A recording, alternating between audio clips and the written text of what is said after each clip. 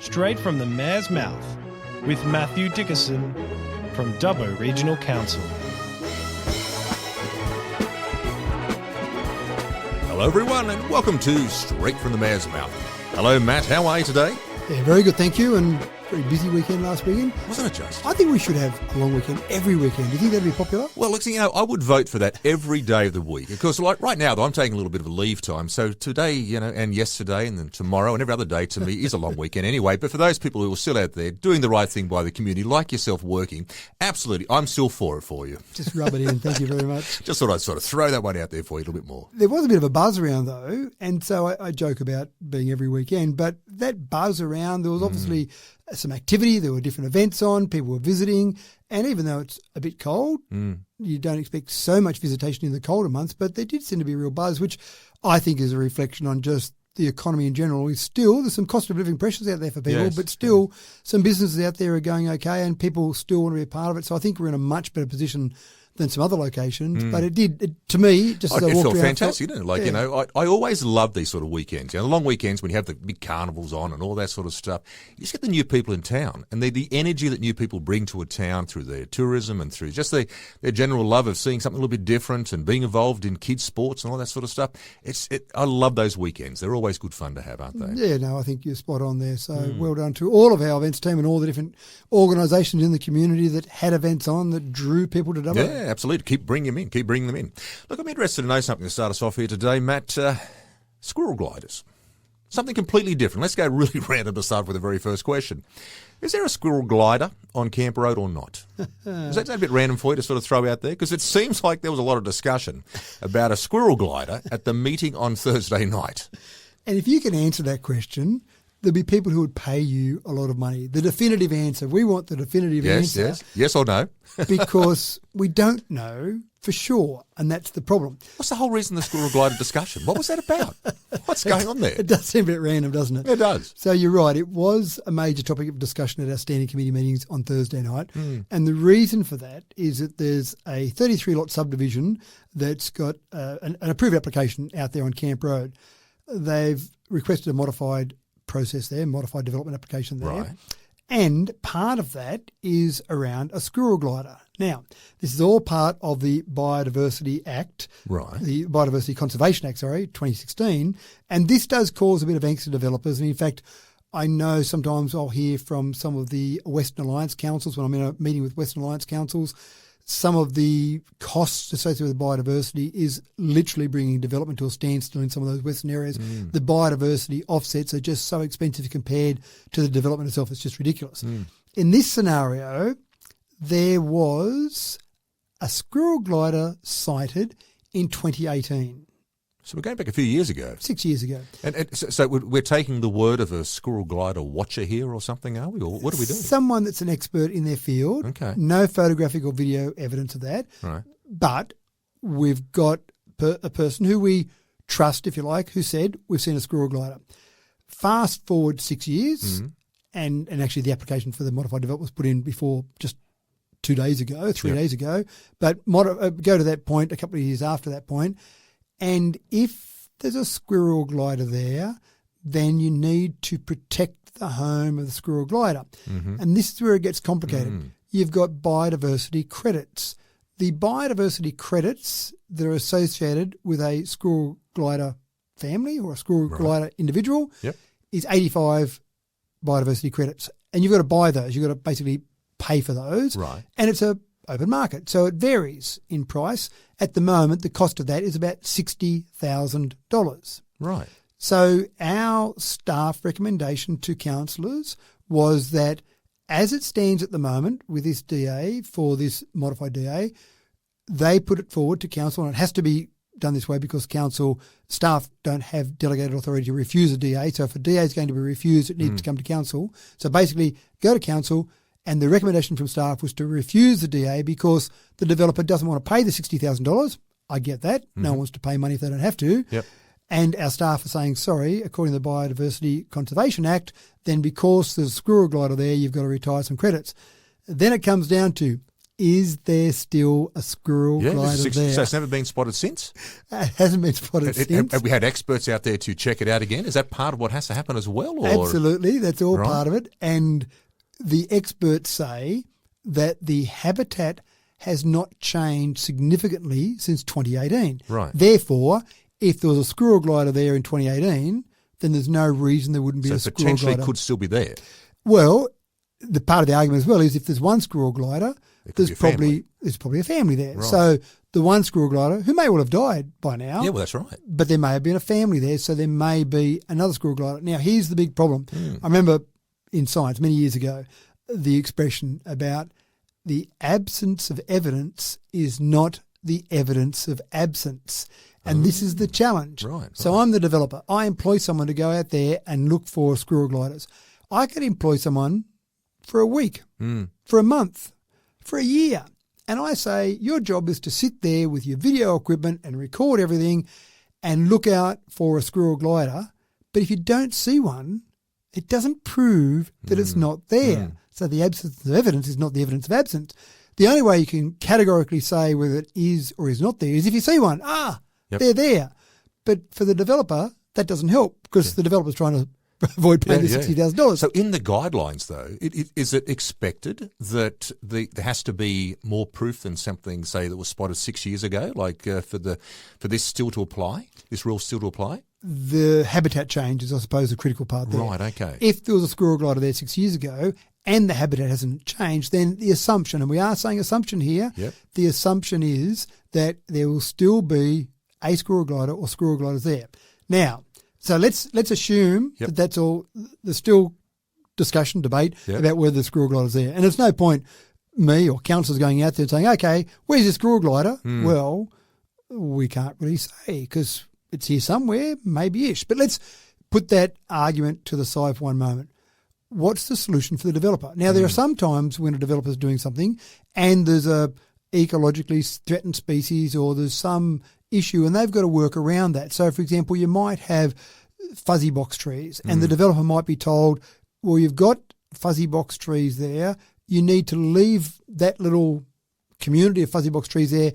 And so that might be your open space as part of your development and do your housing over here away from fuzzy box. So the fuzzy box are protected. Yep. In this scenario, it's a bit different. And this was part of I'm trying to summarise the debate that happened, but it was a long debate at council. Yes. So I can see why, though. Once you start to get into it, it's a little bit more complicated than simply saying, is there a squirrel glider located there? That's right. And again, I'm not summarising it very well because it is complicated. But let's assume that everyone agrees there's a squirrel glider there. Yeah. What do we do about it? So if the developer pays the $60,000 to get his 85 credits, he pays that money, then he can do what he likes. So he could clear the whole area. Correct. So he could literally pay off the poor old squirrel glider for $60,000, and the developer could pay it off and say, well, if there is one there for $60,000, I'm clearing the land anyway. Is that how it works? Or? The land could be cleared. There could be a squirrel glider that falls out of the tree that might be being knocked down, and it lands on the ground. And the developer, and I'm not saying that we do this, but the developer says, I don't care about that squirrel glider. I've paid my $60,000. That's it. Bad luck, squirrel glider. So I did kind of, and I don't like to be flippant with things at a council meeting, but I did kind of think to myself and almost say a little bit like this. Which squirrel glider family gets the $60,000? Where does a squirrel glider family say that I've got my $60,000 from mum and dad dying now? I can go and use that money. Yeah. So then, what happens to $60,000? Council doesn't get it. Well, I was going to say, does that money go to council or where does it go? It's got to be used for Don't tell me the protection of squirrel gliders because that didn't work very well. Well, yes, in essence. That's really? Is that right? It's got to be used for an organisation that does do something about protecting the habitat of squirrel gliders within an area. I can't tell you the exact area, but it just seems but bizarre. Not next door. You don't go and say, right, well, the development's happening at Camp Road, so we'll just go out the road a bit further than Obery Road, and there we'll protect the squirrel glider out there. It could be 100 kilometres away, for example. It could be somewhere else completely. And then you start to say, okay, so what proof have we got that $60,000 has really protected one or more squirrel gliders? Because you kind of think, well, you'd really want to know how many squirrel gliders are there because are we trying to protect a whole family of squirrel gliders somewhere, or just one because there's one renegade squirrel glider that's living here by himself, or was it just a squirrel glider that was spotted in 2018 who was on his way up north going to visit a mate? Yeah, absolutely. You don't know. And he just popped in there to have a bit of a rest, and then off he went again. That's right. He was there for 5 minutes, and now it's going to cost the developer $60,000. It all seems a bit loose.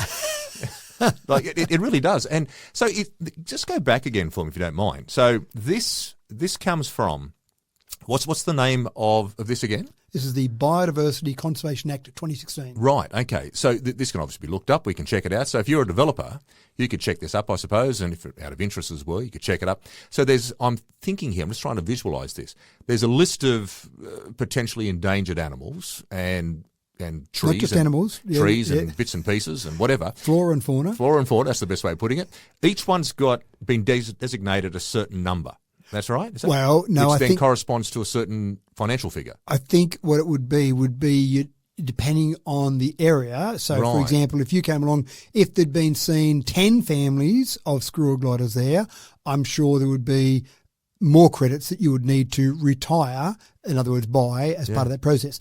And I do apologise, I'm not a planner. We look at these things that come to council in a big picture perspective, so we have to become experts very quickly on one particular situation. That's right. Our planners would know the exact details of all those. But in general, if you've got some type of biodiversity that needs to be protected, and the giveaway here is 2016, so it's a fairly new act or revision of that act at least. So if you've got some things that have an impact. Now, the big issue, and this is probably the issue for the Alliance of Western Councils, part of this is probably when you're getting a lot of aggressive developers in metropolitan areas that are really knocking down, when there's very little area of open space, knocking down those areas and building tall high-rise buildings, and that probably does have a major impact. So they're probably worked around more that level, and at the same time as that, the pricing is probably more around the metropolitan areas. When you talk to some of the councils out further west, they have some ridiculous figures where to get the biodiversity credits they need, the developer might be having to pay half of the cost of the development again, 50% of the overall cost added on to the overall development for some biodiversity. But realistically, you look at it, you say, well, if these birds can't live here, there's another tree and another tree. We've got trees, we've got open space. So I understand the need for it, but I just think the cost for it is probably not sensible to have it the same across the state. I think there's probably an argument there to say you could have some variation there. So it's an interesting one. Yeah. But I don't know which way it'll go. There was a vote at the committee meeting, but obviously no decision is made until the council meeting, which is 2 weeks after the committee meeting. Right. The vote for at the committee meeting actually said stay in favour of the staff recommendation, which is to refuse the DA, refuse it as it is, and so that basically the developer would have to pay 60. But even that, it's $60,000 today. Those credits are traded on the open market. So next week it could be 65 or it could be 45. Oh, wow. So they vary, and it's like picking the stock market. Well, when you say trade on the open market, what do you mean there? What is it? This like buying gold, or what is this? And that's where it gets even more complicated. So there is a market for these credits. So the only thing that's set in our conditions would be the number of credits based on a formula. So 85 credits. You've got to go and buy or obtain 85 credits in whatever way. There are other organisations that say we do things to help biodiversity, and when we do those, we get credits that we can then sell. But it costs us money to go and plant trees or create habitats. So the money that they're charging for those credits are based on the amount for them to run their business. Is this controlled by the federal government, or who controls this? These would all be state government based. Yeah, these are all state government based. And I think who controls the fluctuations? Well, it's an open market, so the market controls supply and demand. Yeah. Oh my God. Well, the moral to the story is this: I really do hope the squirrel glider is okay. Yeah, that's right. if in fact the squirrel glider is there, exactly right, or his family or his mates. Yeah. And I have heard it said by developers that a lot of the fun went out of development a decade, maybe 2 decades ago. Yeah. Because there are so many rules, and don't get me wrong, the rules are there for a sensible, logical reason, but it does seem like trying to navigate your way through all of these is incredibly difficult for a developer now. Frustrating. And frustrating, that's right. Yeah. There's rules you've got to adhere to, so no problems with that whatsoever. But it does make it complicated, and especially when you've got a mum and dad developer who just are doing one little development, they might own a bit of farmland. Oh, look, we'll just develop that as our retirement.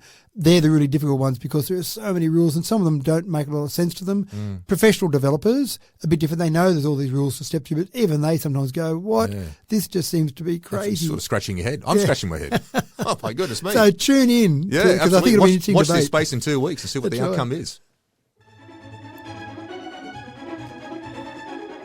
All right, so look, again at the Standing Committee meetings on Thursday night, Matt, you had a discussion about the method of sales at the council-owned land, or council-owned land at Keswick Estate. So you had this discussion about the method of sales, why you're selling land, council-owned land, particularly there, Keswick Estate. What was the outcome of that?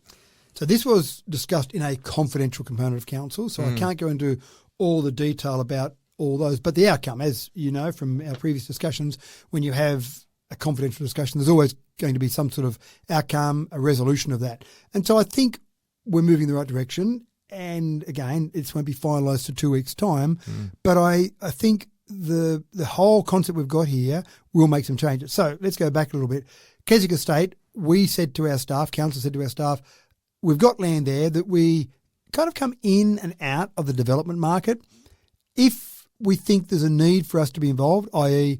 more housing needed, or there's not enough other developers, or maybe the price is going to be too high, we tend to step back in, do some development, sell some blocks of land, and then when we're not really needed in the market, we can step out. We've got a lot of land there at Keswick we bought way back in the mid-70s.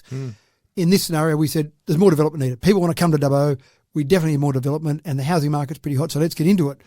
And we probably got the timing wrong by about 3 months. There was a bit of a hold-up in the... I remember this discussion now, yep, absolutely. Yeah, the contractor that was actually doing the physical works on that estate, so putting the pipes in the ground, all the rest of it there. This is all sort of post-COVID, wasn't it, that sort of time Absolutely period. right. Yep. And the problem was, from the time we went, yep, go hard, let's get out there and let's do this development, you know, we need 50-odd blocks on the market as quick as possible.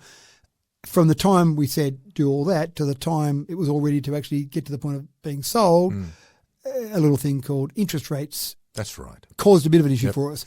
And if you look at it now, today, I think it's probably a combination, which they are closely related, interest rates and cost of living pressures. There are people out there who need housing, people out there who are moving to Dubbo.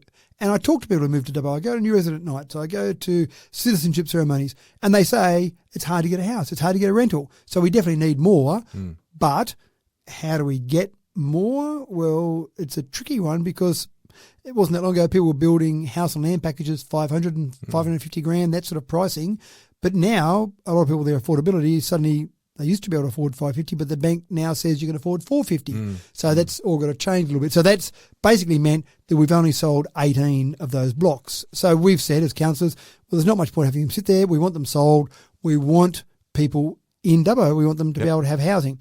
So we had a discussion about all of that and what we should do about it. So we took a few options. And in the end, I think these things will stimulate a bit of activity. Right. The first thing is we've got an open agency agreement at the moment. So any agency can actually sell a block rather than sort of being a specific agency to sell it for you. Yep. we advertised at the beginning and said, if you want to be involved, put an application in. And we got 9 agencies put an application in. So basically any one of those 9 can sell blocks of land and get commission when they do that. The number of blocks across those total amongst all 9 of those agencies so far, the number of blocks they've sold adds up to approximately 0. Yeah, right, okay. And I think from a business point of view, it's hard for me to put a lot of focus on something when I might be just generating sales for my competitor. Yeah. I'm going to generate some activity, I'm going to advertise, and then it might go somewhere else. So it's hard to put a lot of focus when it's spread amongst 9. It was probably the right decision when we did it because the market was pretty hot at the time. So there would have been people walking off the street saying, I need land. What land have you got? And then obviously... So do you feel as though that the agents who have sole agency agreements with other developers around the place, they're putting more effort into selling those blocks as opposed to being a generic type of scenario which you had with the 9 developers for the council blocks? When you've got an exclusive agreement, then you know that all the work I do, advertising, etc., then I'm the one that's going to get the return of it. Now, other agencies can still take a call and say, sure thing, there's that land for sale. And normally, and this isn't compulsory from our perspective, but normally agents have a bit of an agreement. If you're not the exclusive agent, but you basically hand me a sale on a silver platter, then I still get paid the commission from council, but I'll give you some sort of spotter's fee, if you like, or something as a reward, so that there is usually that agreement with most agents, not all of them, but most agents. So we made the decision, again, ratified in 2 weeks' time, but we said let's appoint a single agency. Okay. Now, we'll go through a public process for that, and the resolution actually said whatever the appropriate public process, whether it's tender or quotation, but basically we'll advertise, we'll get applications come in, and then out of those, we'll pick the best one of those, and we'll say, ABC agency, you're it, and you'll have a 12-month contract or whatever Which the is a time fair enough might call be. because, it's had a time period now, which is a lapse that, as you say, they've sold 0 blocks as under the current sort of structure, so it is time to change it up a bit, I think. Well, what I often look at in my business is if I make this change to try and improve something, what's the downside and what's the cost of the downside and what's the upside? In this scenario, I kind of look at it from that perspective. Yeah, well, fair enough. We've got an open agency and we don't pay those agents any money unless they sell something, which we're happy to pay commission then. If we change it from 9 to 1, so far they've had 0 success. Well, they're not going to go worse. No, that's right. They're not Can't going get to go any worse -1. than 0. That's right. We're not working the negatives here. People aren't going to be giving blocks back. That's right. Exactly right. So the worst we can do is the same as we've done now. And the cost for appointing a single agency is 0. If they start selling them, fantastic. So to me, there was a low downside and potential great upside. So How many blocks are we looking at here to sell? So we've got over 50. I think off the top of my head it's about 52, 54. Okay. Don't hold me to that. I should know. Is there an average price per block sort of thing? It's around 220 or something, maybe Yeah, more than look, that? on the different sizes and dual occupancy blocks are a little bit different, but you're probably talking up around the 240 grand okay. as a base minimum around there. So it's on our Keswick Estate website. I haven't got that in front of me, sorry, but around that kind of dollar is what you're typically expecting to pay for those blocks. Maybe a bit higher than maybe 260. That kind of money is what you're paying for blocks of land. Yep. So that was point one. Great. Okay. Point two, when we first did it again, it was a different market. We said a maximum of 2 blocks of land can be bought by any organisation, any individual, any company, any related entity. What we wanted to do was to make sure there was an opportunity for lots of builders, because obviously individuals are unlikely to go and buy 10 blocks, but builders might. And so we thought there was potential there that some builders might buy lots of blocks, lock up that market, and then slowly dribble them out into the market, for example. And so we wanted to have that limit of 2. And that was fine. It made sense. And we did have, I know one example straight off the top of my head, where one builder came along and bought 2 and has built houses on those and sold them. And then But now can't buy any more because that's right. under the current agreement. The whole release. Yeah, okay. And I think that's something where I often talk about resolution is king.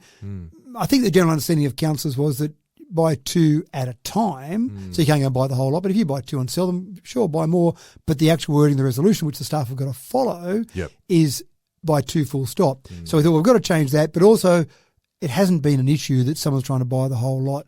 Let's lift that limit to 5. Okay. So we basically, again, recommendation is So to 5 maximum they can buy? Or any organisation or 5 at one can time? own 5 maximum at any one time. So if I'm a developer, a At builder, any one time. So if I've built 5, I can come back again and buy another 5? yeah. Okay. Or what is more likely to happen, I think, is I might buy 5. I might start building on those 5. Oh, I've sold the one there on the corner. Yeah. Good. I only own 4 in Keswick now. All right, I'll buy another one and start building on that one. Yeah. So that's probably more likely than So buy trying 5. to encourage the house land packaging sort of thing going. All of that. That's Yeah, right. okay. So we thought that made sense. And if we've got builders out there, which we have at the moment, saying I'd like to buy more, it was successful when I bought those other ones. Is this generally to the feedback the developers are saying to you as well, Matt? This is probably more builders rather than developers saying Right, this. okay. So, yeah, some builders have said, oh, look, I'd like to be able to buy more than that because we've got the demand for it there.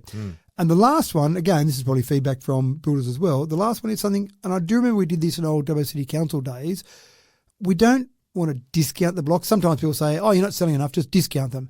But the problem that delivers is that discounts across the market. If one developer suddenly drops the price, if we said, right, we're going to drop it. It forces others, doesn't it? It does. It basically takes value out of the entire market for other developers, but other people have just bought their home. Suddenly the bank might say, well, we valued that house for your loan at this, but now there's been 40 grand taken off the top of the market now, so your house is now worth 40 grand less. So we think it erodes the investment of people as well. So we don't think that's a good idea. But what's a way we could stimulate some activity without dropping the price, but really encourage some builders? And again, we've used it before, so I'm finding in my second coming as mayor that I'm just stealing a lot of ideas from my first time as mayor. Yes. And if they're a good idea then, why aren't they a good idea now? So what we're proposing is that we'll do a 12-month delayed settlement. Okay. So if I'm a builder, I can say, I'll buy block number 17, thanks. Great. I didn't have to pay for it. I'll pay a deposit. I'll pay a 10% deposit. Great. Now I can start building, get to work on building that. Now, sure, there's a cost to me for my materials and there's cost for my labour on that. But if I'm building a spec home, it's doing two things. One, we need more homes in the market. So if we get someone who's willing to build a spec home, fantastic, then we want that in the market. Second thing is it obviously creates employment, all the rest of it. But we suddenly get a home that's then built that then that builder can sell. Now, the trigger, and I don't want to say exactly what the trigger will be because there'll be a contract, a legal contract they'll have to sign. But essentially, they don't own the block of land until they pay for it, and they'll have to own it before they sell it. So basically, once it's sold and they've got contracts ready to exchange, that'll be the time they would legally sell or thereabouts. Okay. And again, that'll be for the lawyers to work out the exact way that works. But essentially, it's 12 months or when you sell.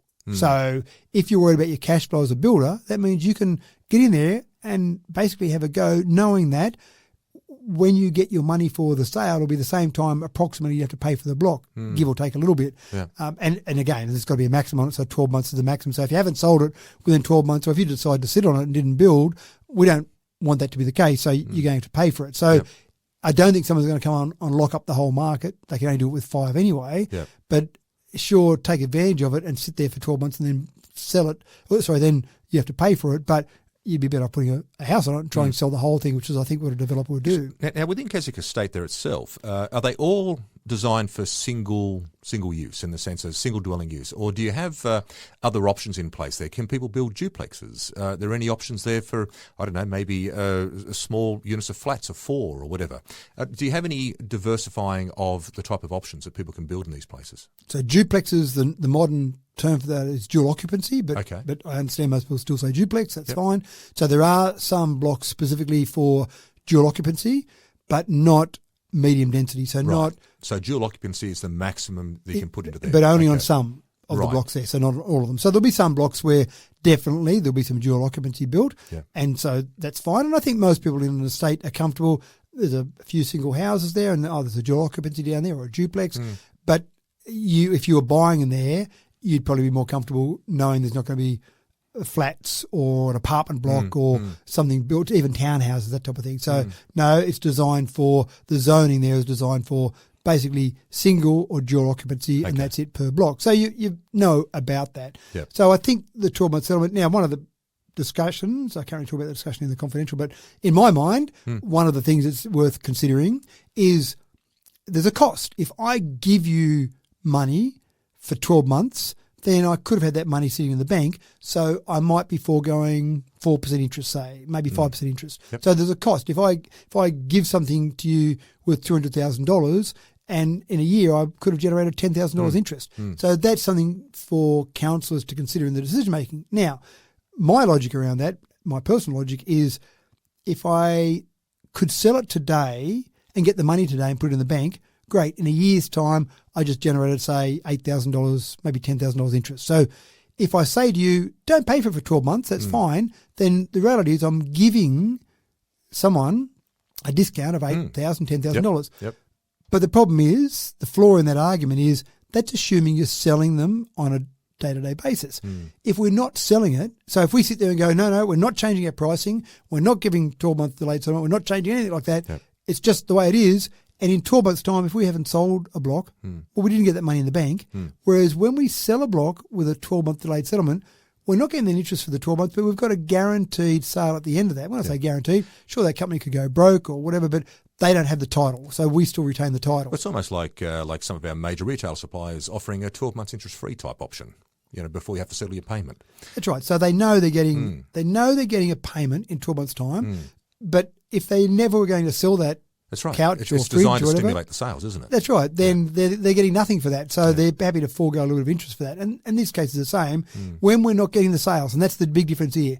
If we were selling these on a daily basis, I absolutely would not be saying this is a great idea. But when we're selling very few, dribs and drabs here and there, but I just think this will stimulate the market. So it does a couple of things for us. One, it solves a bit of a cash flow problem in the future. Not that we're about to go under from a cash flow issue, but we're getting money coming in, and we know it's going to come in in a certain period of time. And you want to see those blocks sold. That's the bottom line. We want to stimulate the housing market. Now, I know some other councils I talk to around the state, some of them say, we've been approached by a developer to give them some land so they can solve some of this community housing. Give them land. To give them, and this is more community housing rather than a commercial developer to make money. And so we're looking at whether we should do that. And again, that feels like a bit of cost shifting. The state government should be providing some of this community housing, yet they're expecting a council to give some land for a developer to develop that for community housing. And I don't agree with that at all. This is not my land to give away, it's your land, it's the community's land. Yep. But this is a way to say, well, let's stimulate some housing interest, let's stimulate something in there and see if we can get some sales that way. If not, they want to look at some other methods. Now, of course, this all came from the standing committee last week, so it's got to go to resolution in council in a couple of weeks. This is the recommendation now. So 2 weeks' time, we'll see where we stand. Exactly right. And I think there's some developers that are interested in the outcome of that so they can make some moves on that straight away. Yeah, absolutely. Yeah. Now, Matt, you often tell me that the council resolution is all important. And you've just one hand to raise in a council vote. That means you're going to get one chance to put your hand within the vote. You get that one shot, and that's 1/10 of the vote. So if I'm a councillor, my vote is worth 1/10 of the overall vote. But you being the mayor there, you do have some special powers, don't you? And you had to use them recently. Tell us about it. What happened? I don't like to use them very often. I don't like to talk about them that much because the resolution is all powerful. But if you go, I know you like to do this from time to time, get the Local Government Act out and have a bit of a read of the Local Government Act. Mate, it's my bedside reading.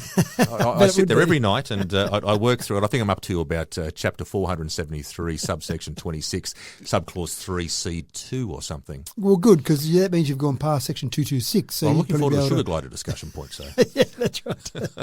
That's another act. So that's a different act. That's right. Under section 226, which covers the main roles of the mayor, point D of that says that the mayor is to exercise, in cases of necessity, the policy-making functions of the governing body of the council between meetings of the council. Right. Now, I've often heard mayors say to me, oh, yes, I'm the council between council meetings.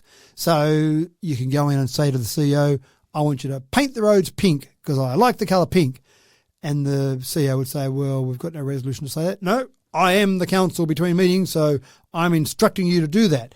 And a smart general manager would say, I'm sorry, Mr. Mayor or Ms. Mayor, I'll wait until I have a council resolution to say that because I'm not sure that's the most important thing. Now, but can that happen though? Well, the mayor theoretically. Let's get to that. The mayor would then say, well, under section 226 part D, then I am the council, so I'm instructing you to do that. Yep. And again, the smart general manager, who will know the Act very well, will say, Part D does say the crucial words, in cases of necessity. Right. Do we need to paint the roads pink today? Not sure that we do, so no. Does that boil down then to the CEO to turn around to make that decision, or the general manager to make that decision? Well, if it was an extreme example like paint the roads pink, there'd be a council resolution required for you couldn't call that operational. Like in those sort of moments, could they make that decision as whether or not it is of a highest enough priority to do that? Or? A necessity. So the mayor would have to argue the point to say this is essential to be done now. And if you took it to an extreme, the GM would say, so you can get an extraordinary meeting organised within 3 days. If we don't do, probably 4 days, but you've got to give 3 days notice. So by the time you get it organised, so say 4 days. So if I don't follow your instruction right now today, in 4 days' time, is it too late? If we don't paint the roads pink in 4 days, until 4 days, is that the end of the world? Is this a disaster happening there? So the mayor would have to have an argument to mount for that. So I did actually have to use that particular power. Did you now? Okay. I'm assuming it's not about painting roads pink anywhere. Purple. I thought, That's right. Purple's your favourite colour. No, in this one, and so what we do, when I use that power, which is very rare, then I report back to council to say, by the way, I use section 226 part D of the Local Government Act. Well, I can certainly see in a situation like a natural disaster or something would be a common scenario, wouldn't it, I'm sure? I do remember in 2010, I wasn't the mayor, Alan Smith was the mayor at the time, but I do remember in 2010 when we had some major flooding, I do remember speaking to Alan at that time, and there were times he had to make decisions on maybe not a daily basis, but there were certain decisions that needed to be made with very little time because flooding was occurring, impacting Dubbo. In this case, it was an interesting one where we had the chance to bid for some water. Now, we're on the lookout for water generally. If we can get some water licences generally, then we're on the lookout for them. This one came to our attention quite late in that there was a property being sold, and sometimes people sell properties with water licences attached. Sometimes they sell them separately. They think they'll get more money that way. But often if it's a property and then the water with it, they'll often be bought by the same person. But about 2 days, might have been the day before the auction, we were told that there would be some water coming up for sale. Okay. Not enough time to So organise. it was like 2 days beforehand. Sort of Correct, thing. Okay, yeah. right. Not enough time to organise an extraordinary meeting. There was no real way we could have known about that weeks or months in advance. And I suppose our staff aren't monitoring every agency to see what sales are out there. Yeah. I think we were contacted by one of the agents to tell us about this.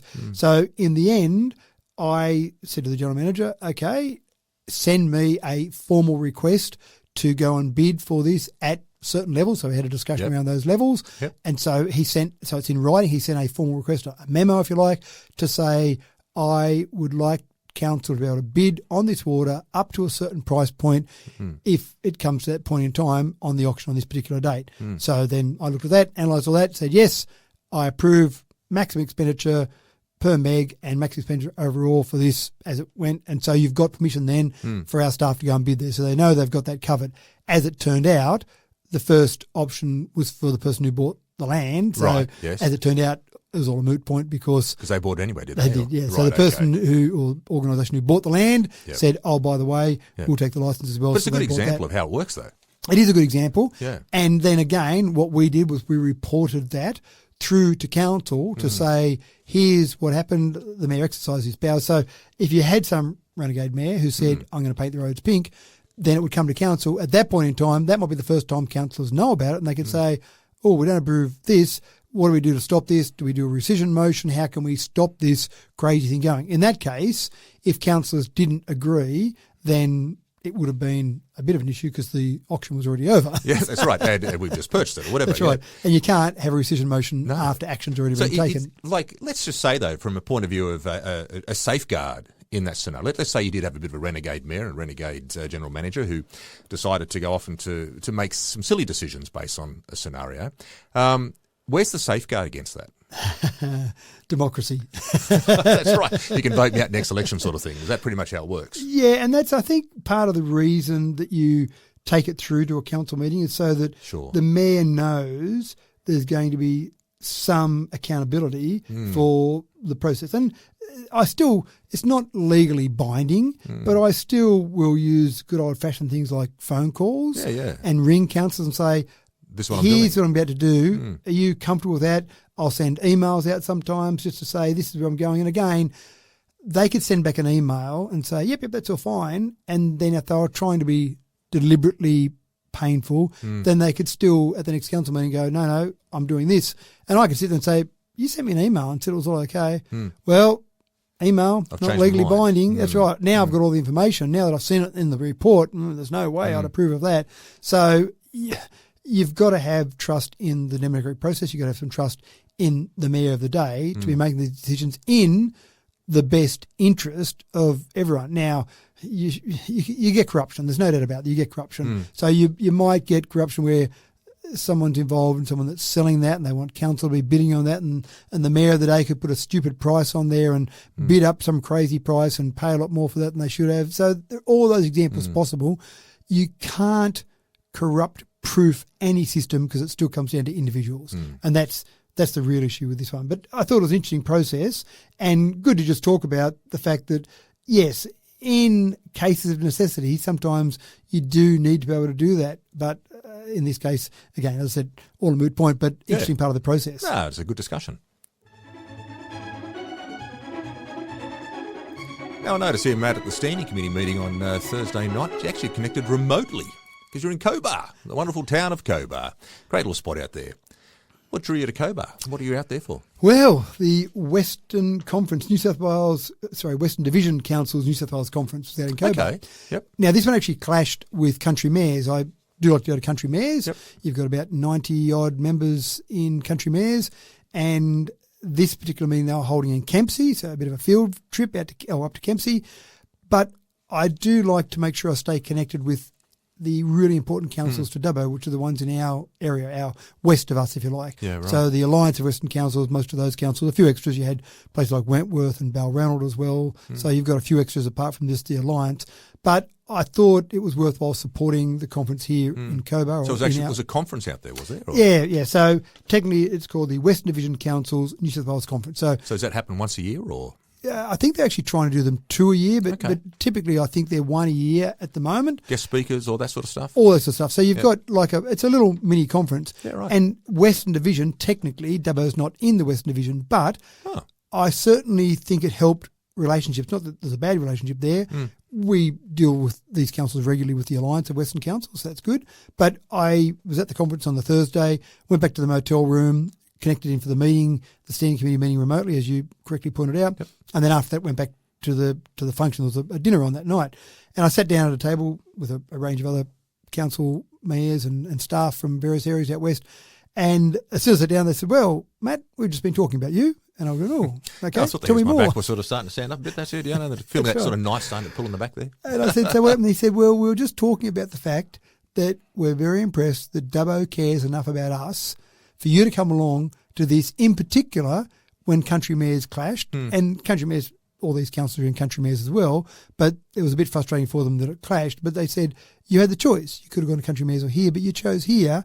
And we think that demonstrates that you absolutely understand the importance of all these Western councils to Dubbo. And I've talked about it before. It's very much a symbiotic relationship.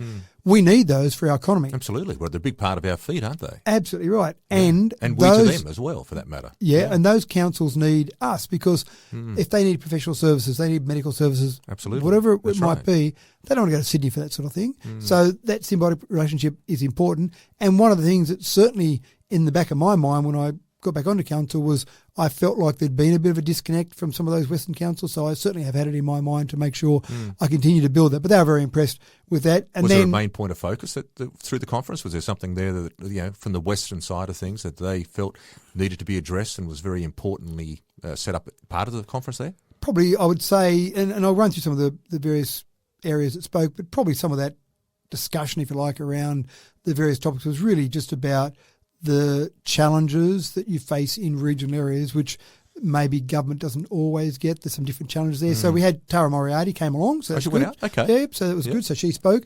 And again, I suppose I'll speak to Tara a little bit. So I've heard some of her thought process before, but it's good for her to get out there and see some of these Western areas. And she's the minister responsible after all. Absolutely, so it's that's good. right. But no, it's always good. We had the Office of Local Government speak. And I've heard the Office of Local Government speak at a country mayor's forum or conference recently. And similar sort of concepts. And again, just getting some of those things are a bit different. So, for example, we talked about things like there's an audit, risk and improvement committee. And there are fees that people get paid to be on that committee. They're fees set by the Office of Local Government. And the point that was made was that when you're setting those fees and you look at that for Sydney City Council with their budget, and then you have the same fees payable for those members of that committee when you're a Bree or a Burke. It's paying the same level of fee. You get paid as a member of ARIC, you get paid the same amount. Now, what I find intriguing about that is that a councillor doesn't get paid the same amount in a small council as compared to a we discussed that a few council. podcasts back, absolutely. But a member of the Audit, Risk and Improvement Committee does get paid the same amount. So just little anomalies like that. So just making sure that the Office of Local Government understands that you've got different sized councils, and so maybe you should have things a little bit different. Do they feel as though they're getting a say out there? Like in regards to, there's been a fair bit of discussion through social media in regards to, state governments not looking after the regional areas enough right now. Is that the general feel out that way in particular, or? Well, there's certainly, and I will talk a little bit more about royalties for regions. I think they definitely feel like that's a bit of a problem. But I'll talk a bit about some funding they did get recently. Okay. I'll run through a couple of other things first, sorry. So Telstra spoke about coverage, obviously. Telstra spoke, anytime Telstra stands up, people say, why haven't you got coverage in these particular areas? And again, they're commercial decisions, but it's good for Telstra to be there and here, because one of the other areas that spoke was the Department of Regional New South Wales. And they spoke about Telstra coverage as well, but more telco coverage, more so than Telstra in particular. But the crazy thing, and I've seen it before, where different carriers would bid for different areas for funding, and so then you'll get different companies putting up towers, and they say, that's my tower. Telco 1 says, that's my tower. You can't put your equipment on there, Telco 2. So you get crazy situations. Dubbo has got 3 very strong telcos here in Dubbo. We get great coverage for all 3. As soon as you leave Dubbo, you basically get one that gives you most of the coverage, and then you get, in some areas not far out of Dubbo, none that give you coverage. So the Department of Regional New South Wales said when they're giving money in the future, and this has already started, they don't give it to any telco to build a tower for them. If you're going to build a tower, if we're going to give you money from the state government, you need to build a tower that all 3 carriers can be on. Good. Now, you can charge them some rent because you built it, but not unreasonable, because sometimes they'll load it up, or they'll say, oh, now your equipment's going on, we need to strengthen the base, so you better pay for that as well. So little things that So that's going to be applying to all the far west as well? Everywhere across the state. Okay. Any money that the Department of Regional New South Wales gives for telcos will have to be in some way be able to be used by all the telcos. Okay. And again, at a reasonable rate might be part of that process. Transport for New South Wales was there. And it's interesting, you talk to Transport for New South Wales, what they were discussing a year and a half, 2 years ago, it was potholes, roads. It's actually changed. That whole conversation has changed now because the rain obviously has eased up significantly, and some of that repair work has been able to be done. So that's certainly changed without So what's a doubt. their focus now? What are they looking at? A whole range of things. Still improving roads without a doubt. Golden Highway was certainly a big focus because RDA Orana was there as well, and they certainly talked about the fact $400 million or something that I heard there during the week. Yeah, there were more than that really, but as a starting point, that kind of money to start getting things happening, because the Golden Highway it's the main transport route for all all of our wind turbines and those sort of things coming through. Yeah, and so things like an overtaking lane every 10 kilometres, just that sort of thing. So that if you are stuck behind a large vehicle, you haven't got to wait too far before you can get an overtaking lane. Just some upgrade to bridges, but I think there's a bit of focus on bridges too from Transport for New South Wales. They've done a pretty good job tidying those up. Public Works, it's always good to have Public Works there, and they just talk about things in general, because a lot of the projects that even we do at Dubbo, we use Public Works as part of the tender inspection process, some of the contractual data, the actual documents themselves. And when you go further west, some of those small councils, they definitely need some of that help from there. So that was all interesting. And there were 2 things that I found in particular interesting. Superintendent Gerard Lawson, who's the commander of the Central North Police District. So it's a different, when you go to Burke, etc., it's a different police district to our police district here. So he spoke. And a few things he spoke about, and it all sounded very similar or very much in common with the stories that we hear. So people talk about, have you got enough police numbers? Have you got 24-hour policing? What's happening with bail? Are kids being bailed too easily? All those same things. I felt like I'd just been picked up and dropped back in Dubbo because the discussion was the same. Sort of thing. Well, the Boxar reports came out during the week, of course, and the latest ones. And, the far west in particular seems to be struggling big time. So I'd imagine there would be some pretty fierce discussions happening in regards around all of that sort of stuff. And the problem was, again, in the room, the general discussion was, Gerard, we think you're doing a good job. We think your staff are doing a good job. But, gee, when you get these, and they're not all kids, you get these people who commit crimes and you charge them, then they seem to be back on that street the next day. Now, the police officers can't make any comments like that. They're obviously employed by the state government. They can't make comments. But it's pretty obvious that's what's been going on. Absolutely. Yeah, absolutely.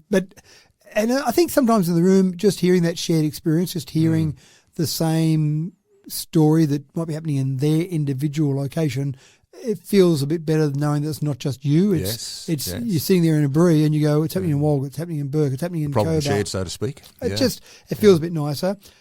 Well, not feels nice, that's probably not the right way to say it. No, but I know what you're saying. It feels like there's a shared problem there. Absolutely. And what's the solution? That's where... And it probably also highlights the fact that the solution's not easy. Not easy, and also not necessarily driven by council. How does council fix this problem? That's a hard one to solve. The last one I want to talk about briefly was the facility we sat in was a facility called the Pavilion. It's at Ward Oval. So many people that are familiar with Cobar would know Ward Oval. They might have played footy on it or whatever. But the Pavilion is a new building there, and just across from the Pavilion, is an early learning centre. So basically childcare and preschool. Right. Now, this was built with $6.7 million from the federal government, $8.9 from the state government, and a bit less than $1 million from Cobar Shire Council. That's significant development then. It is and significant funding there too. Now, why? The Pavilion I get, it's sporting grounds there, and it's somewhere we had the conference there, it's somewhere to have conferences, better change rooms, better facilities for watching sport there, and better develop sporting facilities with light. So that all makes perfect sense. And then you say, childcare, early learning centre, what's Cobar Shire Council doing that for? And I went with the GM and went over and had a look at there. The building's still going. They haven't quite finished it yet, but it's pretty close to being finished. What's the go with this? And again, this is the problem that local government finds itself with sometimes. There is no other area that covers, in Cobar, that covers these kids. So this will have 88 places for kids from 6 months to 5 years. You haven't got that facility in Cobar. Yeah, right. And this is the problem. So that was making it difficult for Cobar to attract people, making it difficult for people to basically continue to work and bring up a family.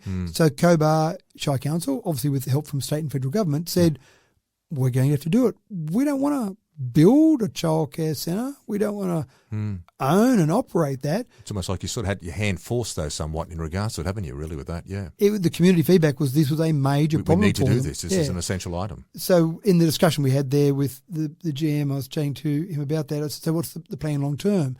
He said, well, look, we've got most of the money from government, so that's fantastic. We'll get it up and running, but we really don't want to run it long term. We'd love to lease it out. Yeah. We don't think we'd be able to sell it because we just got the money from the federal and state It's not government. going to probably look really good on the books if you did that. Yeah, that's right. And just making, let's say you sell it for $20 million and you only paid $1 million for it. You That's go, right. well, that was a nice $90 million. Just don't tell the state or federal government. Yeah. So Probably they'll have the to next own grant through. Yeah, That's exactly. right. So I think they have to own it for a period of time, but certainly leasing it out is something I'd love to do Okay. in the near future. What they did talk about, though, was the whole concept of royalties for regions. Now, this is a number just quoted to me by one of the people there in the room, so don't take it as absolute gospel. Royalties for region. So Is this a government, state government? Well, no, it goes back. It was driven by local government. Oh, okay. And at the moment, this is an approximate figure, out of the royalties from Cobar, from the mining in Cobar. Right, okay, mining royalties. The state government receives approximately $1 million a week. And I put a big asterisk next to that to say that was the figure told me by someone in the room. I haven't researched that figure. I can't give you any reference for that, but that was the figure they said. So $1 million a week, $52 million a year goes back to the state government. Now, that was always happening in the past. Royalties were going to state government. And the whole reason for the push from local government in mining areas for royalties for regions was to say, we're generating this money. Yep. Surely it seems fair that we get some of it back. This sounds very similar to our renewable energy zone sort of argument, doesn't it? It does. Now, a bit of the concern from people in the Cobar area was that royalties for regions basically seems like it's maybe not dead, but certainly being sidelined to a certain extent. So they think there'll be a lack of money. And when you look at that, for a place the size of Cobar, to get 6.7 from the feds, 8.9 from the state, and the royalties for regions was a state government program, that's significant dollars to go to a fairly small area. But if they're giving $52 million back from the mines, correct, that's still a small percentage what they're actually getting back towards their community. That's right. So that's a bit of a challenge, I suppose, for them to continue that in other mining areas as well. But then go the next step. That was exactly what I thought of. The whole renewables argument we have is that if we're generating all this power in our area, it only seems fair that the community gets a benefit from that. Yeah. And the community getting a benefit from that, to me, is just having some program where we get those community benefit funds. So I suppose it strengthened my resolve to a certain extent to say we need to make sure our community definitely is benefiting from all these renewables being built. Well, you don't want to be in the same situation as Cobar's been for obviously for so many years, not getting the returns on what is theirs coming out of their ground. Yeah, exactly right. Hey, you've got a significant event occurring on Wednesday night, but I've also heard some controversy with council hosting this event. What's the event? And how can you sit there and justify council hosting this? Matt, there it is. Talk us through it, Matt. What's going on there? What's going on? Wednesday night, 5:30 p.m, I invite anyone in our area that's involved in the development industry to come along. Now, that can be developers. This is the developers forum. This is what we're talking here, folks. So this is the one that seems to sort of create a bit of angst amongst certain sectors of our community. Yeah. And so if you're a developer, if you're a builder, if you're a real estate agent, if you're a solicitor, if you do conveyancing, if you're a financier, anyone that we would say, or someone that builds roads, anyone that would be involved in some way, shape or form in the development industry, then we want you there in the room on the night. Now, there's a bit of history to this, and if I go all the way back to the 8th of December 2011, I'd been mayor for exactly 3 months at that point in time. One of the things I did when I became mayor was I met with a range of stakeholders around different businesses, different not-for-profit groups, just a range of different people to say, tell me what's happening in Dubbo. Tell me what you think we need to do to make Dubbo better. And the interesting part I found was whenever I met with developers, they'd say, oh, it's so frustrating. I want these developments to go through and I want to get out there and start doing this work, but your staff are holding it up. And I go, oh, well, that doesn't sound good. So then I sit down and talk to our staff and they say, oh, these developers, they need to do their work properly. They need to get their applications in so they're compliant. They give us this stuff that's only half finished and then they expect us to fix it up for them. We can't do that for them. I went, well, both groups seem like they've got a bit of an issue here. Let's put them together in the one room. It's pretty hard to say he said, she said when you're standing there in the middle of them. So I started this development forum, the first one, as I said, on 8th of December 2011. And in my opinion, I think they've been fantastic. They did drop off for a few years after the amalgamation, but once I got back on council, I started them again. And you never know what you're going to get out of these. Now, I did speak about this one time years ago. I was at a conference and actually speaking at the conference about how to promote development in your area, and I talked about this. And there were a couple of Sydney councillors there, or lots of Sydney councillors, but one of them in particular put their hand up and said, that sounds like the worst case of corruption I've ever heard. I was reading, now you put this into your Mayoral memo this week, didn't you? I did. This is your mention Mayoral exactly memo. that, yeah. And I read with interest the fact that a lot of the city councils would have been completely objectionable to this. They were. Yep. When I've talked about this in Sydney Council in particular, it's like, oh my gosh, what a great way to get corruption. You introduce the developer and the staff member in a casual environment. Oh, well. Brown paper bags at 50 paces sort of thing. Yeah. Exactly right. And so I took that on board and said, well, a couple of things from my perspective. If I'm going to be corrupt with someone, then walking into one of these developer forums with a brown paper bag is pretty obvious. But obviously they're not going to do that. Yeah. But if just the fact that I had a forum with them suddenly leads me to be corrupt, well, I was always going to be corrupt. The forum is not going to turn me corrupt. So you're sitting there and it's pretty easy to find out the staff, who's the director of our particular planning and our particular council. Well, that's a bit of public information. So it's not that hard to work out who. It's not that hard to get a meeting. If you're a developer, pre-lodgement meetings, it's not that hard to get a meeting with one of these. But in this room, in this environment, it's pretty obvious that someone's trying to do things that aren't kosher or aren't correct. So I don't have any problems with the corruption side of it. You've still got to have people that are corrupt. You've got to have people that are corruptible. You've got to have people making offers, confident they're not going to be turned in because it's a compulsory process. If someone comes along and offers me money, I would say to them, and it's never happened, by the way, but I would say to them, sorry, I have to report this. I've got a compulsory reporting process. And they'd say, oh, no, sorry, don't worry about it. It's too late. You've made the offer, then I'm going to report you. It's as simple as that. So let's see what happens from there. But the process itself, forget about that negative because I don't think it's a negative. I don't think it's a real issue. On the positive side, we get to update our developers with what's happening. And it's not just us always. So we'll sometimes invite along developers that are doing something interesting and say, can you talk about this in front of all these other developers? You happy for them to hear it? Sure thing. So they'll talk about some of those developments. We might have the Real Estate Institute, which we have got them talking on Wednesday night, to give an update on what's happening from their perspective. And there's some fascinating information that you'll find out from that. I remember at a previous one, someone said, I've got someone who's looking to find 100 beds and they need it by this date. Who can help me out with that? And so suddenly that person was, had 3 or 4 various developers and builders around them to say, okay, what do you need and where can we do that and how's that going to work? So there's lots of opportunity there for people to have those discussions. Again, I come back to that point I made before. We want to accelerate housing in Dubbo and Wellington in our council area. How can we do that? We don't want to go and pay a bunch of money for, as I said, giving land away. That would be silly. We don't want to go and build a bunch of cheap homes and say, great, you've now got cheap homes to move in. What way can we do it without it costing us money to our bottom line? Because we want to make sure financially we're sustainable. If it means putting on a meeting where we invite along people involved in the development industry, if for no other reason to get excited about the opportunities, hearing about the res, hearing about some of the great opportunities we've got coming up, that might be enough alone to get people excited about the opportunities and want to do more development. Do you see that as being part of the future here here at Dubbo region in regards to, like, I know you talk a lot about, how exciting the current sort of circumstances are, particularly with the res and other things. But what from your perspective, Matt, sitting back there now, do you feel as though development is starting to accelerate again here in the region? Oh, no doubt about it. No doubt about it whatsoever. More people talking about it. We're having more meetings with developers. Not all of them are going to come off. It's a bit like a sales process. You'll have a percentage. People will come along and talk to you and they've got these grand ideas, and for whatever reason, and development is tough, it doesn't all come together.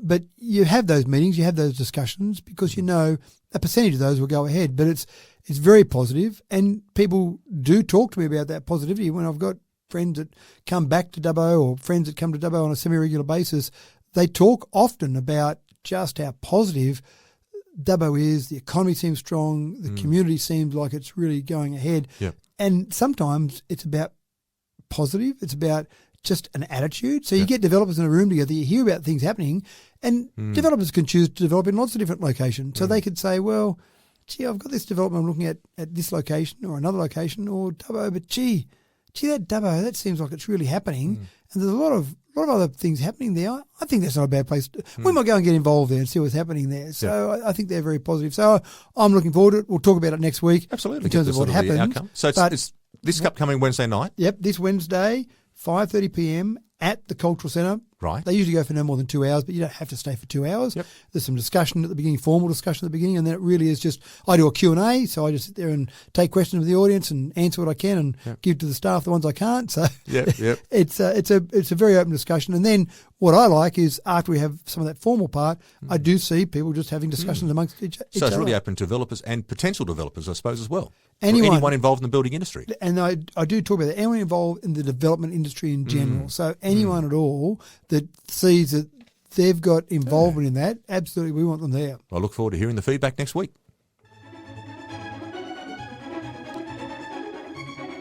That's an interesting one. How's your singing voice these days? I know you generally sort of avoid, right? I know you pretty well, and I know that you generally avoid when Dats does the musical shows, your name seems to sort of suddenly drop off the list of people who want to be in the chorus. So you don't seem to sort of back yourself too often with your singing.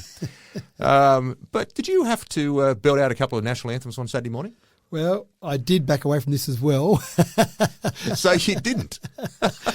I did sing the Aussie anthem. I like to sing that quietly so I don't hurt we all people's jump ears. up and do that one. But that's right. Did you have to lead the choristers or anything like that? Not at all, but I did get to stand there while the Philippines national anthem was being played as well. So we did So what was the event? Flag raising. So we do every year, and I think we're up to about 27 years now we've done it. I remember doing lots of them in the past. We do the Philippines Independence Day flag raising ceremony. Right. I vaguely remember this discussion last year about the same sort of thing. Yeah, okay. Yeah, so 12th of June, 1898 right. was Philippines Independence Day. They broke away from Spain, although I think it probably took them till about the 4th of July 1946 or thereabouts to break away from America fully. Right. But they broke away from Spain. Filipino history is extraordinary. That's very impressive. Well, I'll be talking about it on Saturday morning, so it's fresh. That's why it's sitting so freshly there for you, right. absolutely. So the flag raising is really just a way to say they're in our community, I suppose, and they obviously, the Filipino community requests this, and so we're happy to do that. Yep. We close the car park, which caused a bit of a problem on Saturday because there was a Stedford on, but we close the car park for a short period of time. Oh, no. We do the flag raising. We raise the Aussie flag. Don't tell me you took on the Stedford committee. You're a brave man. Yes, indeed. Yes. So we raise the Aussie flag, sing the Aussie anthem, and then we raise the Filipino flag or Philippines flag and sing, well, I didn't, but they sing the Philippines national anthem. Yeah. We often get the Consul General out. This year she couldn't make it out, but certainly last year. And unfortunately on Saturday night, I normally go along to the celebration they have and end up dancing. I'm happy to park my singing skills. Dance moves. I think your dance moves are better than your singing, but anyway. Well, the dance moves are dangerous with these ones because they'll often do some of the ones with sticks on the ground and you've got to jump in between the sticks as they clap the sticks together. Well, your coordination's still pretty handy. You'd probably go all right at that. Well, I didn't break my ankles last year, so that was good, but I couldn't make it this time. The school reunion we talked about last week was on Saturday night, so I couldn't make it to that one. But I think it's a nice event, and there's a few things with this. Filipinos are usually about 4th or 5th across the nation in terms of where people come from. So you've still got the UK and China and India up there, but often the Filipinos will be up there.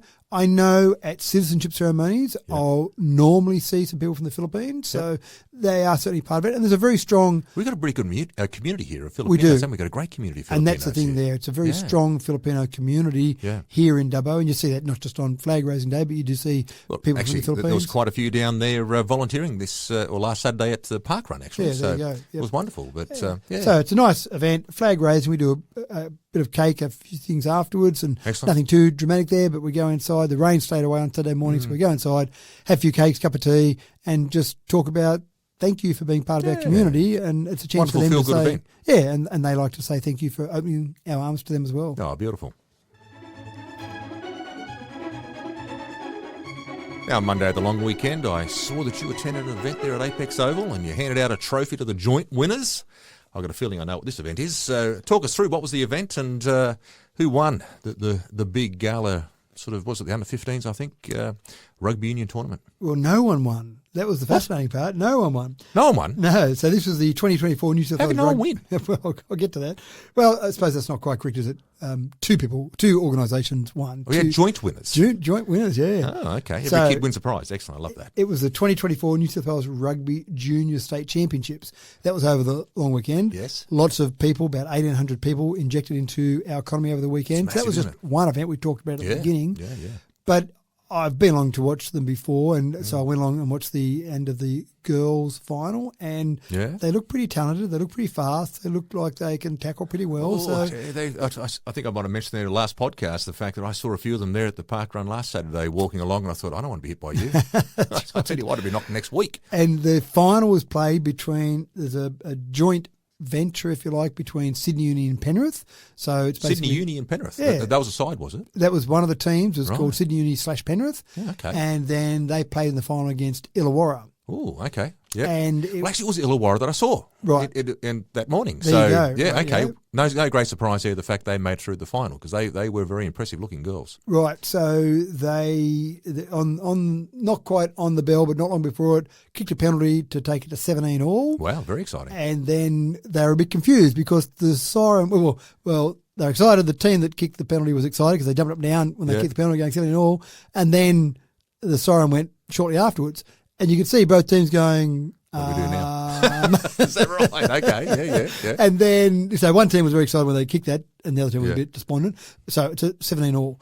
Then you kind of see them hang around a little bit, and then you could see some of the officials go over and told one team that, in fact, they were joint winners. So they jumped up and down excited, and then the other team thought, they must have on a count back or something else. It, point differential, that sort of stuff. That's right. And then they came over and told this team that the joint, and so then they both jumped up and down. And then what was really nice was the two teams came together and jumped up and down together. Oh. So just the same way as you'd celebrate with one of your teammates if you just won a final of something. Yeah, it's exciting. You're jumping them down.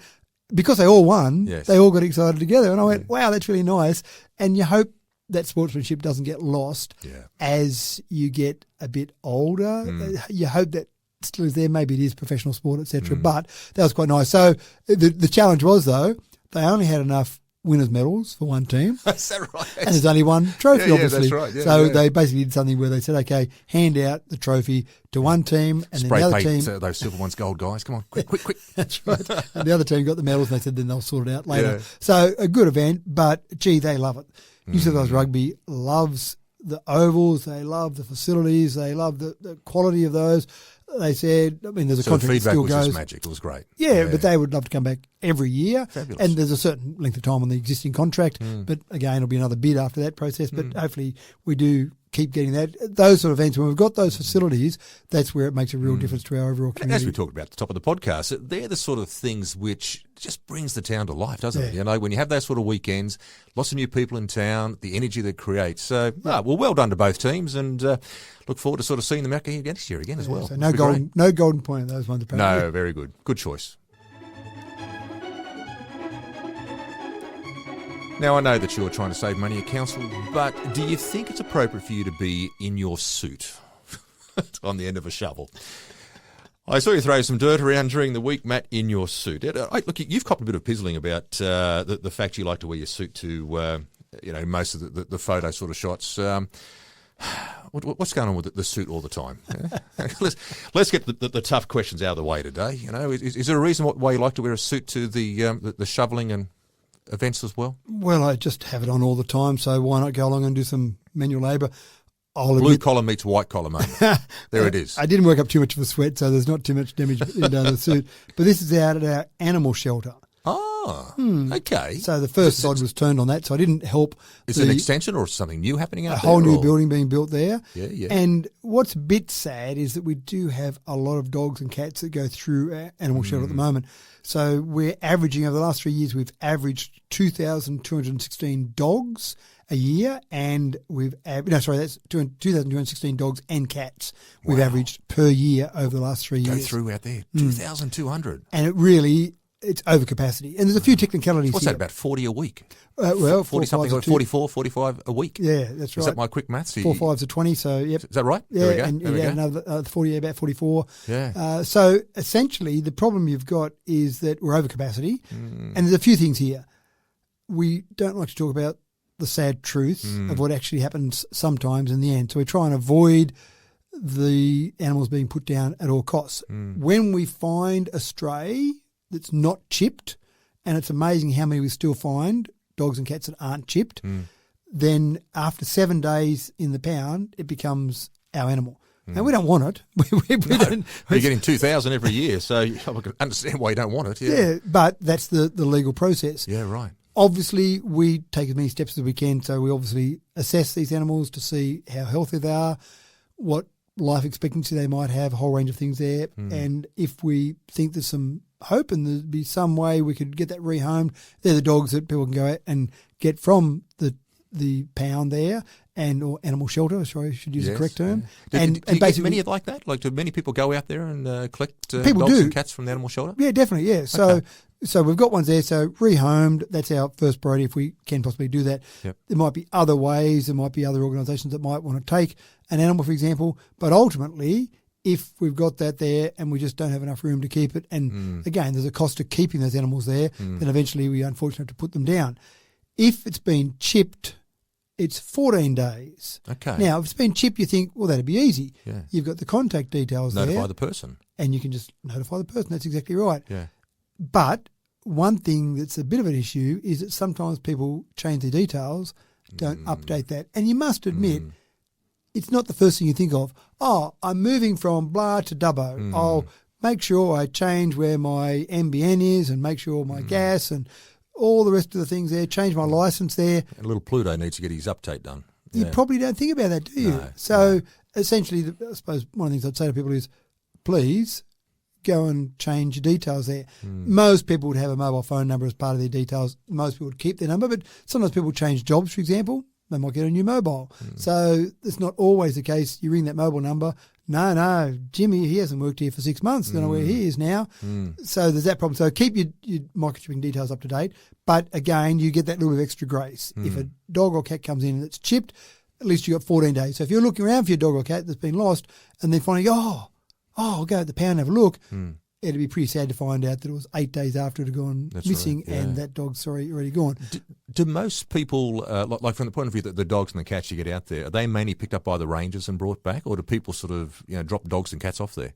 Mostly the rangers. I would suspect that might be by random inspections or by phone calls. Yeah. But yeah, most of the ones are picked up by the rangers and taken out there. So after 14 days, if the dog or cat is chipped, that's when it becomes the legal ownership of council. Yep. And again, we go through the same process there where we try and rehome it. If we can, try and find some home for it. If we can't do that, unfortunately, we end up putting it down. So the new thing you're putting out there, you're putting more storage out there, or what's the plan? So I don't know whether this is our staff being cute, right, but the new facility will handle 101 dog pens and 40 cats. What, Dalmatians or what? Well, that's the first thing I thought of. I went, 101. It's such a specific number. Yeah. And so then I thought... So did you dress up as Squirrel Graville or something and walk out? With my new coat on. With a new coat on.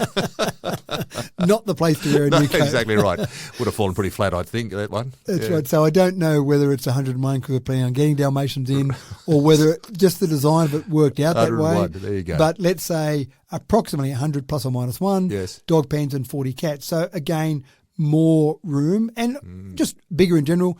and better ways to care for them. So, for example, in our current facility, there might be a common drain that might run past, say, 4 different dog pens, so that if one dog has got some disease, maybe using that common drain might spread that disease.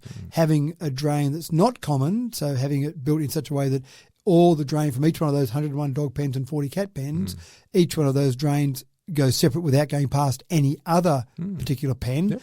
That seems logical and sensible, but the existing one, which is pretty old now, the existing building, the existing one doesn't have that. So it's better design, more facilities there, and probably more updated facilities as well. So overall, certainly a fair change there. And so that's the first sod turn. I think it'll be about April next year. So it's being built next to the old one. So the old one will still be fully operational, albeit over capacity, but fully operational with the new one being built beside it there. Oh, very exciting. How about you catch up with the Orana Midwestern Police District Commander on a regular basis? They managed to meet with him during the week. Is this Inspector Chin? Yeah. Yep. And so what came from these discussions? I don't know whether it's Inspector or Commander, but yeah, Tim Chin, basically. Yep. So we do catch up regularly, and it's still the same sort of information we hear. That, and again, they can't say this publicly, so I'm not quoting anything from Tim here, but bail certainly seems to be an issue where people are arrested and nothing comes of it. That, without a doubt, that's an issue. The other part, certainly, that people often talk about is the fact that you've got a staff shortage in some areas. And some interesting numbers came out of the discussion. One of them is that you've got about 1,500 shortage or staff shortage across the state. Of police officers? Yeah. Now, the police officers, off the top of my head, I don't know, and I didn't get this number from Tim, but maybe 20,000 in total. Maybe a few more, maybe a few less, but around that kind of number. So you imagine if you take 1,500 out of that, that's about 7.5%, for example, that you're missing. So it's everywhere. And even the discussion in Cobar, when I mentioned the fact that we had the Burke commander out there, or the Burke area commander out there talking about it, he talked about some of the shortages in his various areas, and certainly it might be 2 short here and 3 short over there. It pretty much seems to be across the state. Oh, and imagine those little small commands. It would be, 2 people may not sound like a lot, but if you've only got 4 or 5 people out there, that could be half your entire group. And then someone wants to go on holidays, and then how do I do that? A couple of people get called out to a task. You might have a couple of people sitting in jail cells, you get a call out for whatever, and you're thinking, wait a minute, there's only one person here. I can't go. I've got these people here. It makes it really hard. And even just sick. If I'm sick today, what do I do now? Absolutely. So is that something then? Because, look, I suppose it's like most restaurants. You get frustrated when you hear those type of things. When you hear state governments coming and say, no, that's not the case. Everything's good. Everything's nothing to see here, sort of thing. And the reality is that they are very short on their numbers, working at max capacity, undoubtedly, trying to solve as we talked about briefly there, the latest Boxer figures that came out. It makes it very hard for the community in general to have to tolerate that type of situation when we're trying to get more people into the force. So what's the answer to this? Well, they've got a couple of answers, and to their credit, the new government has actually made some changes, which is actually having an impact already. Okay. One of those changes, it is. One of those changes is in the past when you went to Goulburn to do the police academy, you went there to do your training, you didn't get paid for it. You went along and did your training just as if you were going along and doing a TAFE course or doing some other type of course. Then you did that, and at the end of that, you hoped you had a job to go to, which then you'd get paid. And so if you went through the course successfully, yes, you had a job to go to. But it's about 4 months, maybe 16 weeks to be more technically accurate, I think, the training there. So it's a fair commitment from someone to go along and do that training in Goulburn without getting any compensation for it. So they've made the change. From the beginning, I think it was around March this year, they said we're now going to pay a reasonable sum in the vicinity, I think $1,300 a week while you're doing your training. Excellent. And then at the end of that, obviously, if you get a job, that's great. You keep going, move on to whatever the salary for a probationary constable That seems is. to be a similar sort of scenario what's happening with nursing and teaching when they go out and pracs through the universities as well. Right. But that's not going to come into effect until about June next year, I think. And I think they're going to be given it's a nominal figure, but it's better than nothing. Yeah. But it's the same type of government initiative. So they've obviously highlighted that that's one way that they can try to assist people to get them through the training process. Yeah, that's exactly right. Okay, well, that's good. I like that. Yeah. And that makes sense. And so they think that already the applications, well, no, they don't think, the application numbers have already gone up, so they think this is a result of the fact that you're now getting to a stage where you can say, if you want to be an officer, then you don't have to basically eat bread and water for 16 weeks while you're trying to get there, or your family or whatever it might be, because some people come in a little bit later in life now, which is not such a bad thing either. And it's exactly the situation, isn't it? Like if you're an older person and you've got your financial commitments, but you've got to commit yourself to 16 weeks away, you're not going to get paid for it, you've got to think, is it really worth it? I know there's a long-term sort of goal here, but what am I going to do for the next 16 weeks? So it sounds like they're trying to answer that question for a person. Correct. And then the second thing, which I think is relevant exactly from what you were saying there, in the past, you go through, you do your training. Yes, you've come out of Goulburn. Well done. You're now I think it's probationary constable is what you come out as. And we're going to send you to blah. Now, that could be anywhere in the state, literally anywhere in the state. And so for some people, they go, no, I've got my life in a certain area. I've got a home here, my kids, my partner, whatever it might be. So I don't want to do that. So I'm not going to do it. They've now got a program where hometown, you can return to your hometown. They've got some term for it, I think. But basically you can say, I'm from Dubbo. I've got my life here in Dubbo. I would like to be a police officer, but I want to come back to Dubbo. And so now, again, there's certain conditions, and don't take everything I'm saying exactly as it is. Go and check out on the website there to have a look at it all. But essentially, you want to go back to Dubbo?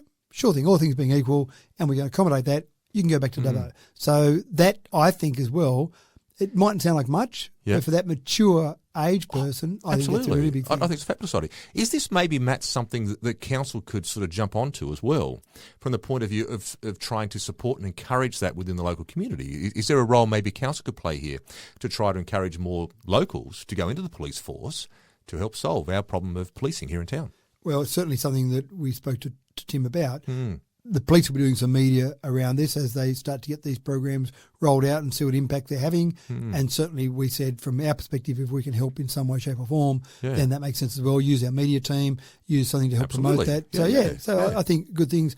The other one that Tim talked about, which again we've heard him talk about before, is just the impact that a small number of people can have. So sometimes when you'll get one person from a certain area, and I won't mention any towns or any areas, but they'll find maybe one or two people will go from area A to area B, and there'll be a crime spike in that, and just a couple of people can go and commit 5, 8, 10 break-ins in a night, and this is part of the problem. Absolutely. And the police will often know, we know Mary or Jimmy's back in town, that's causing this crime spike, but they'll get him, they'll find him guilty, they don't find him guilty, they'll charge him because they've got some evidence there, and of course it doesn't seem to have any impact. You know what I'd love to see on those boxcar figures is whereby, rather than simply say how many break-in has occurred or how many cars were stolen, that sort of stuff, how many people were involved in the actions of committing these crimes? Yeah, that'd be interesting, wouldn't it? Wouldn't that be fascinating to see the fact that rather than sort of say, oh, it's crimes, it's terrible across the board, look at this, it's terrible, these figures here.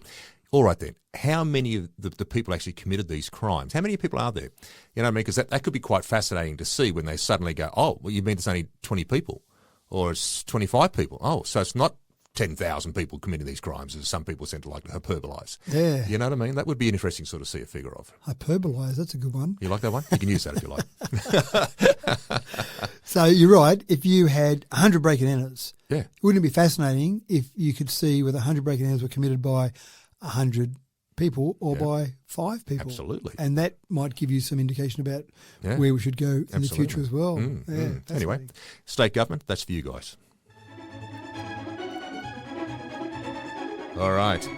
It's time for our Limerick of the Week, mate. It's come to that sort of point now where we're into that sort of stage. So we've had a little bit of a chat today about a few variety of things. What are you going to talk about in our Limerick of the Week this week? Well, I think it's probably the most important thing. The squirrel glider was tempting. I thought I could do something interesting with the squirrel glider. I thought you'd go the squirrel glider. I had a bet on centre bet that it'd be the squirrel glider, but obviously it sounds like I've lost money again. You have again, yep. I'll take your money though and put it on for you if you like.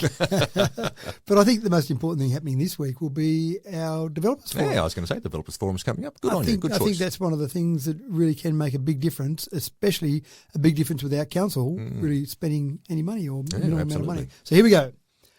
At the forum this week, we'll discuss how housing will be built for all of us. With plans on the table, we'll soon be able to house all of our residents without fuss. Oh, nice work. I'm looking forward to sort of hearing the results next week in our next episode. Well, folks, that wraps up again for Straight from the Mayor's Mouth. Until next week, take care.